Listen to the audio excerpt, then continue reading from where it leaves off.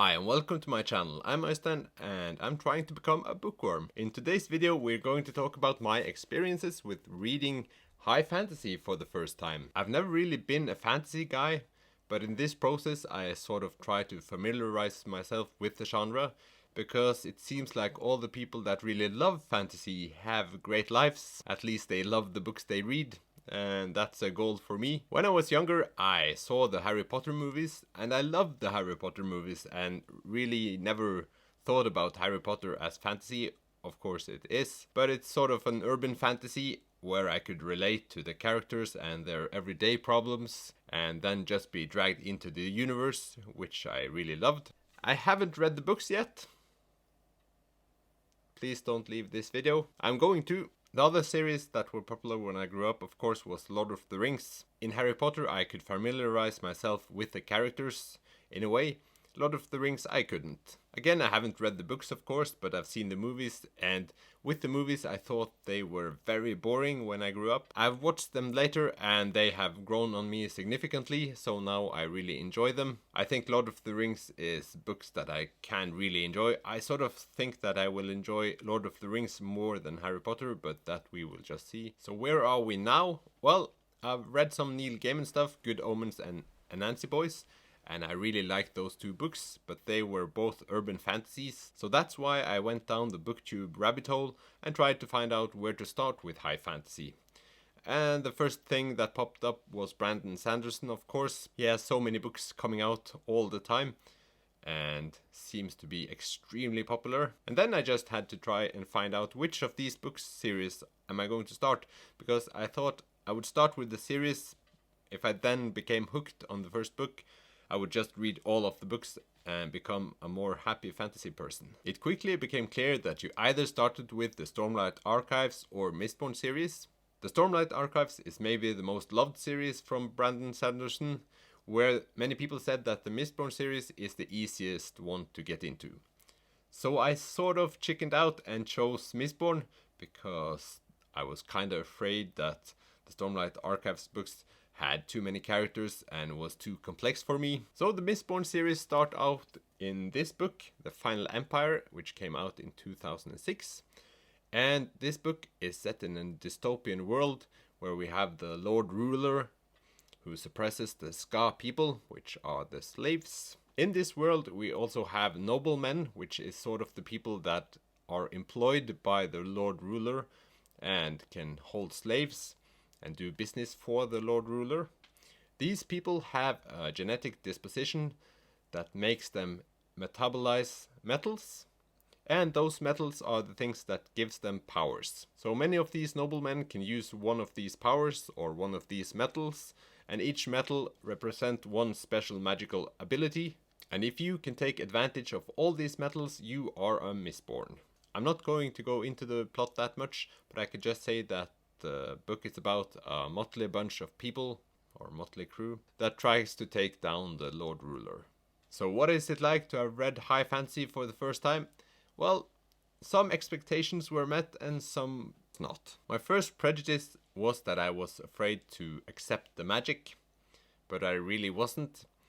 I thought it was quite weird reading about metals being ingested and then used in a special way, but that sort of fell away very quickly, and I don't really understand the mechanisms in my own brain that makes this so weird for me, but it's sort of so unrelatable that I'm struggling with it, and that seems very sad for me. When I started out, I was kind of afraid that I had to remember all the metals and their abilities, but I quickly understood that the metals are being contextualized and used in a special way each time, and if not, it's mentioned what the special metal does in some way, so I can always remember what it's used for and never go back in the book and then try to discover what was that again. So in that way it wasn't difficult to follow at all. The other thing I was kind of afraid that I wouldn't remember was the people in the book, and I sort of sometimes missed out on who the people were. In Mistborn book, I thought they were kinda not good at making an image of the people for me.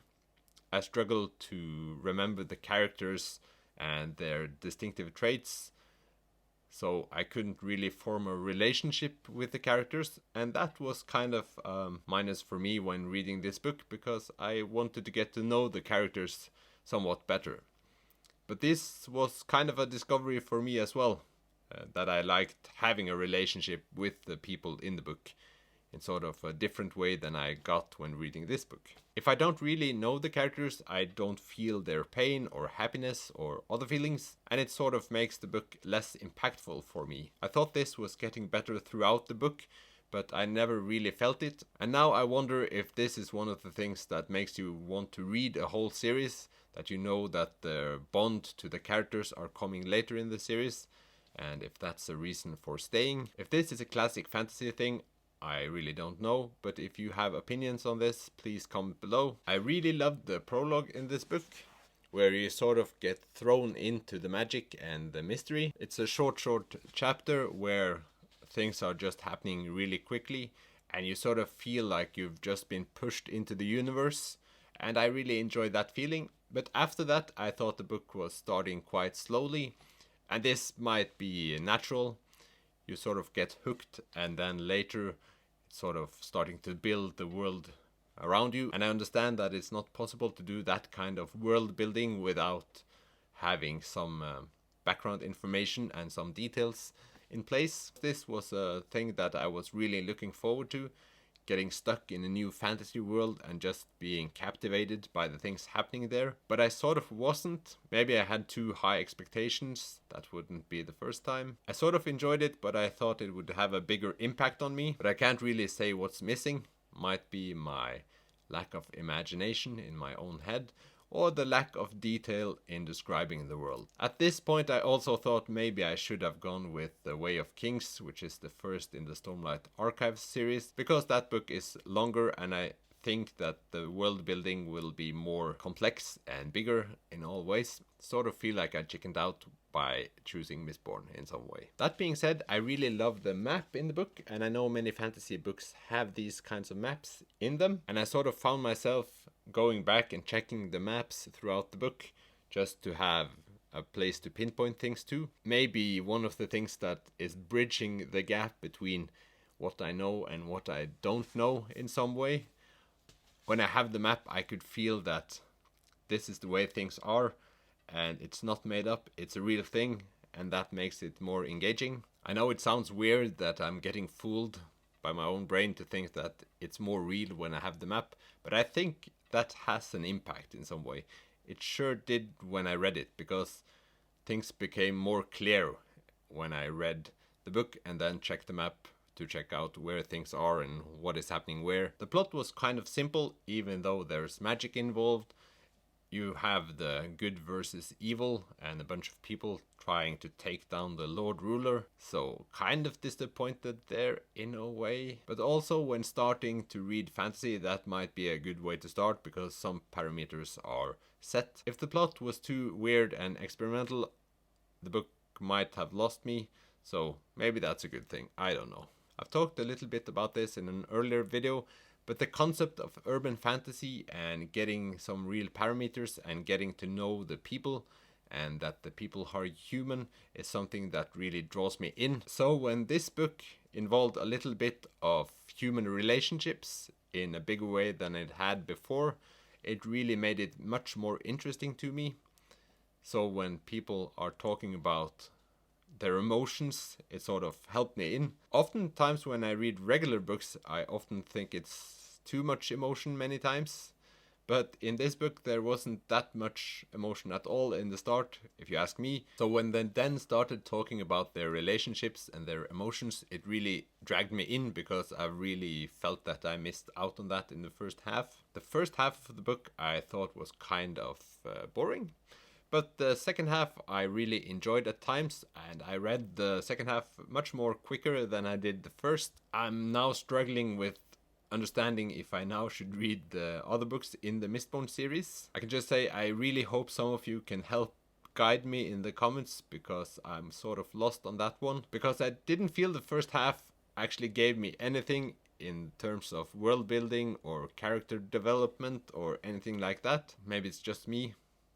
I didn't either feel that it was slow paced and I find it hard to pinpoint why I didn't enjoy it at all when I enjoyed the second half quite a lot. So now the question is, would I read more high fantasy books? Yes, I think so. I think I've sort of pushed through the barrier that stopped me from reading fantasy before. And as I said, I really enjoyed the second half. Should I read the rest of the Mistborn series? I have no idea, and I need your help, because it's quite a commitment reading. I don't know how many pages I have left in the series, 1500 or something like that maybe. Or should I read the first book in the Stormlight Archive series that many of you seem to think that I should? Or should I just read some other fantasy book that isn't the series? These are the thoughts that I'm struggling with now. When I finished off with the first Mistborn book, I gave it 4 out of 5 stars on Goodreads, and then my girlfriend said, "No, you think it's a 3, and that's probably right." Because when reading a book that's much better in the end than in the start, it's sort of easier to give it a good grade. But it has got me thinking that I could enjoy other fantasy books. So if you have suggestions for books that I should read in the fantasy genre, please comment below. Now you know my preferences. Thank you for watching this video, I hope you enjoyed it, and I'll see you next time. Bye!